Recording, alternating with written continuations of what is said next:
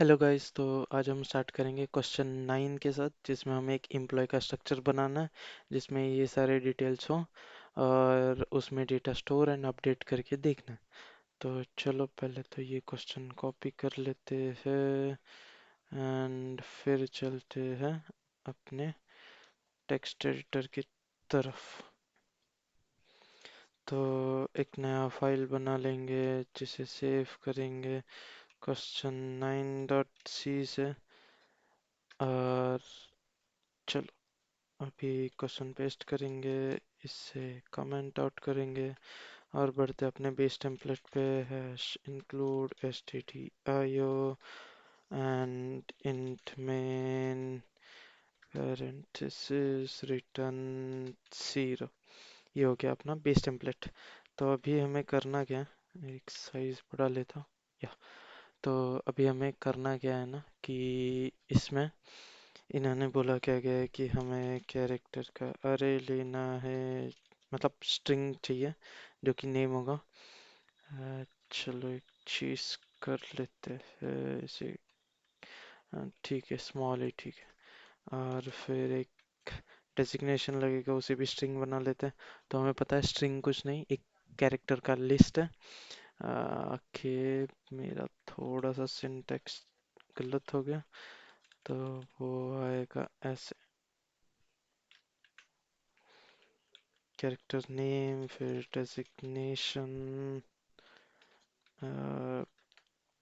फिर आएगा gender. Gender भी स्ट्रिंग ही लग लेते हैं। कैरेक्टर डेट ऑफ ज्वाइनिंग, ये भी एक स्ट्रिंग रख लेते हैं। फिर सैलरी, सैलरी भी एक स्ट्रिंग लग सकता है बट लेट से इंटीजर रख लेते हैं। स्मॉल, ठीक है। तो ये तो हो गया हमारा नॉर्मल एरे। तो अभी इसे प्रिंट करना है एम्प्लॉय का डिटेल। तो हम क्या कर सकते हैं, इंस्टेड ऑफ यहाँ प्रिंट करने के हम एक फंक्शन ही बना लेते हैं ताकि जहाँ चाहिए वहाँ यूज़ कर पाए। So print employ info, void होगा, कुछ रिटर्न नहीं करेगा क्योंकि वो बस प्रिंट करेगा। तो प्रिंट एफ, ये हो गया। लेट से कुछ लाइन से सेपरेट आउट करने के लिए प्रिंट करेंगे।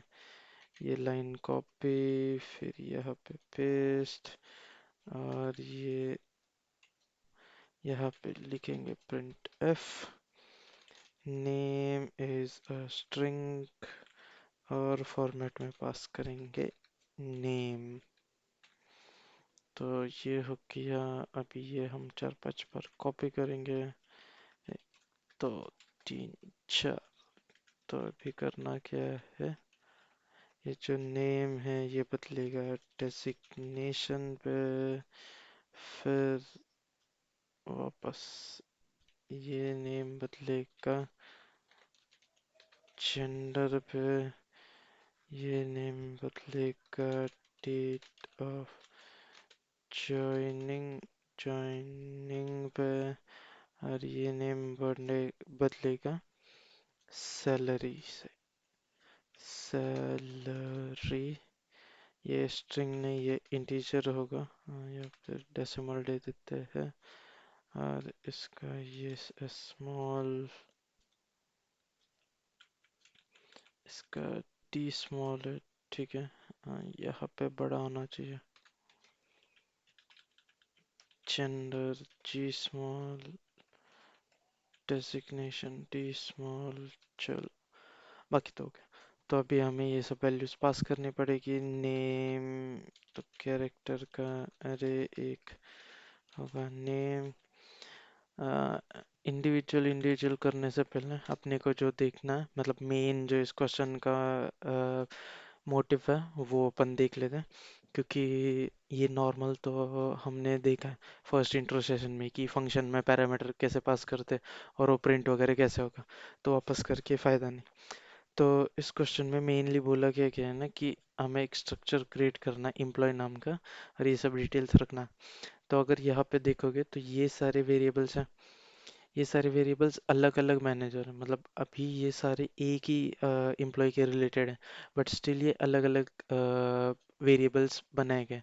तो इसे मेंटेन करना, मैनेज करना वगैरह थोड़ा बहुत हार्ड हो जाता है। अगर हमें एक ऐसा फीचर मिले जिसमें हम ये सब वेरिएबल्स ग्रुप कर पाए तो कितना अच्छा होगा। हम किसी ग्रुप का नाम, लेट्स से उस ग्रुप का नाम एम्प्लॉय होगा, तो एम्प्लॉय से हम नाम निकाल सकते हैं, डेजिग्नेशन निकाल सकते हैं, जेंडर या फिर जो चाहिए वो। तो ग्रुपिंग करने से कैसा होगा कि इजीली हम इस वेरिएबल्स को यूज़ कर सकते हैं according to the use case. तो उसी ग्रुपिंग के यहाँ पे सी में इस फीचर को नाम दिया गया जो कि है स्ट्रक्चर्स। तो स्ट्रक्चर्स को डिफाइन ऐसे करते हैं, स्ट्रक्चर फिर स्ट्रक्ट नेम, फिर ये करली ब्रैकेट, लास्ट में सेमीकोलन, और यहाँ पे जो कुछ वेरिएबल्स चाहिए, let's say D type war name one, और ऐसे यहाँ पे इनिशियलाइज नहीं कर सकते, बट यस ऐसे हम वेरिएबल्स दे सकते हैं। तो ये तो हो गया बेसिक सिंटैक्स की स्ट्रक्चर कैसे डिफाइन होता है। ये आई गेस मैंने इंट्रोडक्शन में कवर किया था, बट यहाँ पे क्योंकि ये स्ट्रक्चर का ही क्वेश्चन है, इसके लिए मैंने क्विकली इंट्रो ले लिया। अगर डीप में और देखना है तो मेनली जो सी का इंट्रो वीडियो है, इस प्लेलिस्ट का जो पहला वीडियो है जिसमें मैंने इंट्रोडक्शन लिया था, तो उसमें सी की रिफ्रेशर में स्ट्रक्चर्स भी मोस्ट प्रोबेबली मैंने कवर किए, तो वो एक बार रिफ़र कर सकते हो। अगर इससे भी नहीं समझे तो वहाँ पे थोड़ा सा अलग वे में समझा, तो अगर वो समझे तो वो बेटर, ये समझे तो ये बेटर। तो यहाँ पे हमें एम्प्लॉय का एक स्ट्रक्चर बनाना है, मतलब एक ग्रुपिंग बना रहे हैं जिसका नाम एम्प्लॉय दे रहे हैं, एंड इसे काइंड ऑफ ये स्ट्रक्चर को हम यूज़र डिफाइंड डेटा स्ट्रक्चर भी बोल सकते हैं। मतलब हम क्या कर रहे हैं, हम जैसे कि इंटीजर है, कैरेक्टर है, वैसे ही हम खुद का एक डेटा स्ट्रक्चर बना रहे हैं जिसमें ये टाइप की वेरिएबल्स है, तो इसे हम यूज़र डिफाइंड डेटा स्ट्रक्चर भी बोल सकते हैं। तो वैसे बनाने में हेल्प करता है ये स्ट्रक्चर। तो अभी ये जो यहाँ पे सारा लिखा था, यही हमें चाहिए यहाँ पे कुल। तो ये पेस्ट एंड यस, ये हो गया हमारा स्ट्रक्चर रेडी। तो अगर हमने यहाँ पे देखा था कि लेट्स से मुझे कोई एक वेरिएबल इंट ए चाहिए, तो मैं ऐसे डिक्लेयर कर सकता हूँ, फिर ए में वैल्यू डाल सकता हूँ 5। सिमिलरली अगर मुझे स्ट्रक्चर यूज़ करना है तो स्ट्रक्चर का डेटा टाइप का नाम होता है स्ट्रक्चर एंड देन एम्प्लॉय, जो कुछ है वो। तो ये डेटा टाइप होगा। अगर मुझे इसका एक वेरिएबल बनाना है तो मैं लेट से ले लेता हूँ ई1, ई1 नाम का एक एम्प्लॉय हो गया। और अगर मुझे ई1 का नाम यूज़ करना है तो ई1 डॉट नोटेशन यूज़ किया जाता है, मतलब ई1 तो हो गया वो स्ट्रक्चर, डॉट डाल के उसका जो कोई स्पेसिफिक वेरिएबल यूज़ करना है वो हम यूज़ कर सकते हैं। तो ई डॉट नेम ऐसे करेंगे तो हम इसे इसकी वैल्यू यूज़ कर सकते हैं, और असाइन करना है तो असाइन कर सकते हैं जो कुछ वैल्यू चाहिए वो। तो चलो इससे कमेंट आउट करते हैं, एंड देन ये होगा प्रणाम, और फिर ई टू डॉट नेम हो गया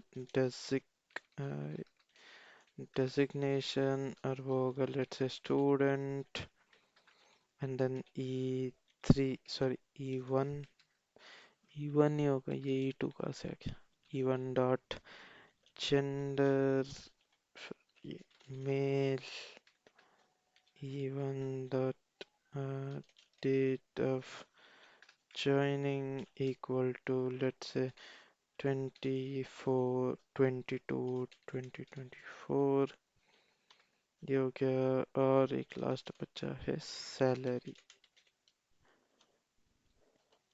तो सैलरी लेट से 0 डाल देते हैं क्योंकि अभी तो स्टूडेंट है, and then print employ info करते हैं और ये एम्प्लॉय का डिटेल पास ऑन करते हैं। तो यहाँ पे भी फंक्शन में एक पैरामीटर डालना पड़ेगा, struct employ E M P नाम दे देता हूँ फॉर शॉर्ट फॉर्म, और मुझे यहाँ पे सबके सामने डॉट नोटेशन में लिखना है, multi select E M P dot, जो कुछ चाहिए वो। तो अगर इसे चला के देखते हैं, okay fatal error, no such file directly, okay नाम गलत दे दिया है, स्टैंडर्ड आईओ डॉट एच, ठीक है। फ्लेक्सिबल अरे मेंबर, ओके फ्लेक्सिबल अरे नहीं कर सकते, यहाँ पे हमें साइज स्पेसिफाई करना पड़ेगा। नेम लेट से 100 का हो सकता है, डेजिग्नेशन वैसे तो सभी को 100 दे सकते हैं, चलो सभी को 100 दे देते हैं। बट लेट से तुम्हें मेमोरी बचानी है, मतलब एक्चुअल जब प्रोग्राम बनाओगे और वो यूज़ करोगे तो इंस्टेड ऑफ 100 सबको देने के बजाय डेट ऑफ जॉइनिंग तो तुम्हें पता है कि तुम ईयर के 4, मंथ के 2, डेट के 2 हो गए, 4 और 4 8, और 2 स्लैशेस या फिर डैशेस, तो फिर 10, वो 10 हो गए। और लेट से टाइम वगैरह का कुछ ले लिया तो 10 और 10 20, मैक्स टू मैक्स 20 लगेगा, तो तुम 20 रख सकते हो। क्यों ज़्यादा मेमोरी यूज़ करना 100 का। बट अभी फ़िलहाल के लिए मैं 100 रख लेता हूँ ताकि हम इसमें कुछ भी डेटा डाल पाए। एंड अभी चलाते हैं। अभी भी assignment expression with array type, okay. तो ये क्या बोल रहा है कि हम इस नेम एरे में एरे टाइप को हम डायरेक्टली असाइन नहीं कर सकते। हमने देखा था हम इंडिविजुअल इस पे असाइन कर सकते हैं, बट इंडिविजुअल इंडेक्स पे असाइन कर सकते हैं बट डायरेक्टली नहीं कर सकते। तो इसके लिए हमने एक तो स्ट्रिंग यूज़ करके स्ट्रिंग कॉपी यूज़ किया था। वरना मैं क्या करता हूँ, मैं थोड़ा सा इसी टाइप में एक तुम्हें दूसरा ये सिखा लेता। तो लेट्स से मुझे ये वैल्यूज़, हाँ, तो लेट्स से मुझे ये वैल्यूज़ डायरेक्टली देनी, इनिशियलाइजेशन जैसे हमने वेरिएबल का देखा था वैसे ही हम इसका भी इनिशियलाइजेशन कर सकते हैं। तो उसके लिए हम क्या करेंगे ना, पहले तो पूरा कॉपी कर लेते हैं डेटा। एंड ये ओके, ऐसे आके एंड करेंगे, एंड ये ऐसे ये कॉपी हो गया। तो हम इसे इस वे में इनिशियलाइज कर सकते हैं।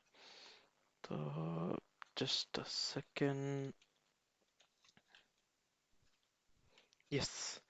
तो फर्स्ट वाला वैल्यू जो हमने यहाँ पे स्ट्रक्चर में डिफाइन किया था वो था name, designation, gender, DOJ and salary. Name, designation, gender, DOJ and salary. तो इस वे में भी हम एक एम्प्लॉय क्रिएट कर सकते हैं। और ये जो था ये कैसे कर सकते हैं, इसका अल्टरनेटिव था ऊपर से हमें इंक्लूड करना पड़ेगा string dot H, string copy cpy, और उसमें e1 dot name, and then जो कुछ वैल्यू है तो वो होता प्रोनाउन। तो ऐसे करके कर दे तो भी सेव हो जाता। तो चलो ये एग्जीक्यूट करके देखते हैं।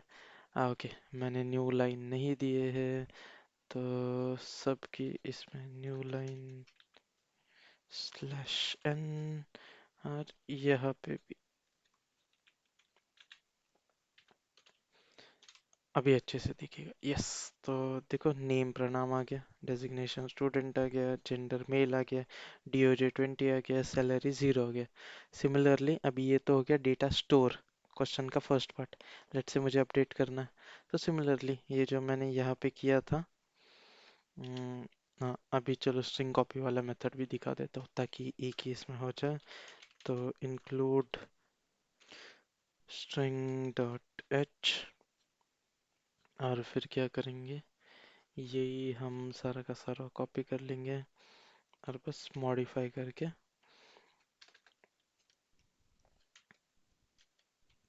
यहाँ पे पेस्ट कर देंगे। और अनकमेंट, और ये स्ट्रिंग कॉपी, ये वाला ही कमांड चाहिए।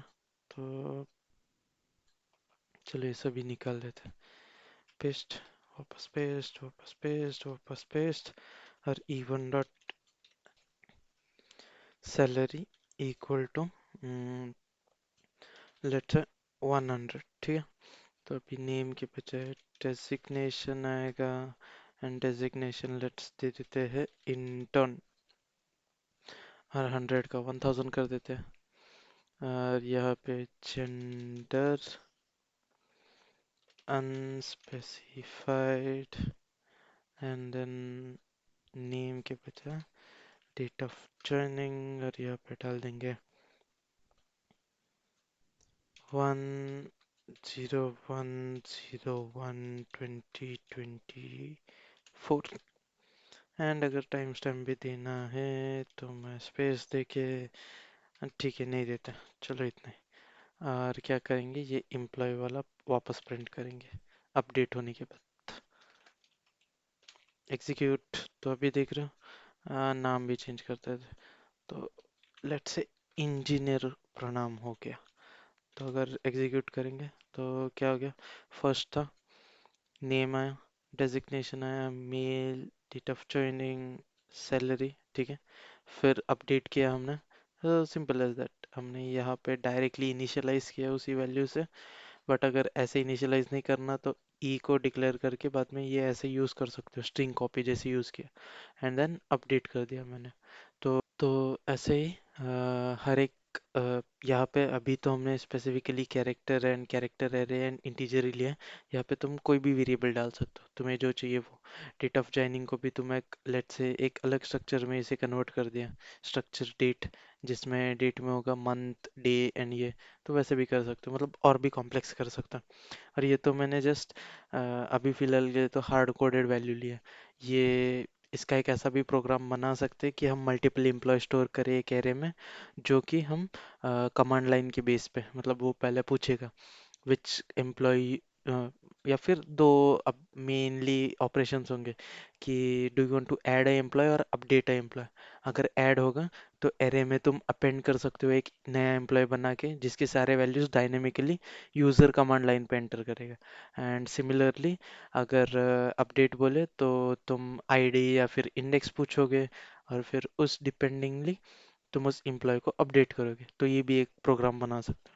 अगर ये प्रोग्राम जो भी मैंने एक्सप्लेन किया, अगर वो कमांड लाइन इंटरेक्टिव वाला प्रोग्राम चाहिए होगा तो कमेंट सेक्शन में डाल देना, मैं उसका भी एक वीडियो बना के डाल दूंगा। तो इस क्वेश्चन में इतना ही था मेनली, प्रैक्टिकल के हिसाब से। और कुछ स्पेसिफिक क्वेश्चंस या फिर फीडबैक्स होंगे तो कमेंट सेक्शन में डाल देना। फिर या ये क्वेश्चन के लिए इतना ही, मिलते हैं अगले क्वेश्चन में। Bye bye.